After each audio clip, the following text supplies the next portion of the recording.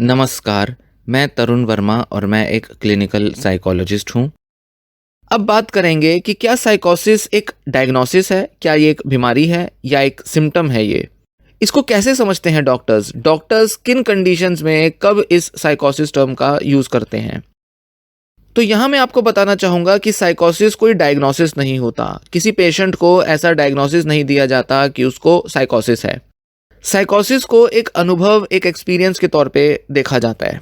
Psychotic condition होना, psychotic disorder होना, ये एक ऐसा स्टेट ऑफ माइंड होता है जो किसी दूसरे मेंटल हेल्थ डिसऑर्डर की वजह से एक्सपीरियंस करने में आता है, जबकि ये कोई डायग्नोसिस नहीं होता।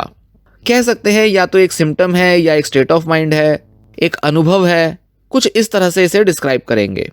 पर हाँ, साइकोसिस में बहुत सारे ऐसे डिसऑर्डर्स आते हैं जिनको कि डायग्नोसिस के तौर पे दिया जाता है, लेबल किया जाता है, पेशेंट्स को उस तरह से डिस्क्राइब किया जाता है।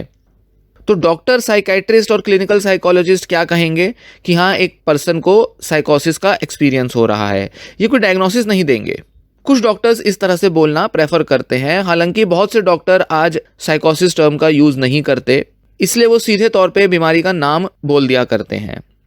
कुछ कंडीशंस या डिसऑर्डर्स जिसके अंदर साइकोटिक एपिसोड्स या साइकोटिक एक्सपीरियंसेस होते हैं, वो कुछ इस तरह से होते हैं, जैसे schizophrenia, schizo affective disorder, bipolar disorder, severe depression, paranoid personality disorder या स्किज़ोटाइपल पर्सनैलिटी डिसऑर्डर, पोस्टपार्टम साइकोसिस, डिल्यूजनल डिसऑर्डर। ये कुछ ऐसे एक्चुअल डायग्नोस्टिक टर्म्स हैं या बीमारियों के नाम हैं जिसमें एक व्यक्ति को साइकोसिस का एक्सपीरियंस होता है। कुछ लोगों को तो ये साइकोसिस का एक्सपीरियंस अकेले ही हो जाता है, मतलब और कोई सिम्टम्स नहीं होते, और कुछ लोगों में ये किसी दूसरी बीमारी का हिस्सा होता है, जैसे कि बताया बाइपोलर डिसऑर्डर या सीवियर डिप्रेशन में। जब साइकोसिस का एक्सपीरियंस 1 महीने से भी कम ड्यूरेशन के लिए होता है तो उस केस में उसे ब्रीफ साइकोटिक डिसऑर्डर का नाम दे दिया जाता है।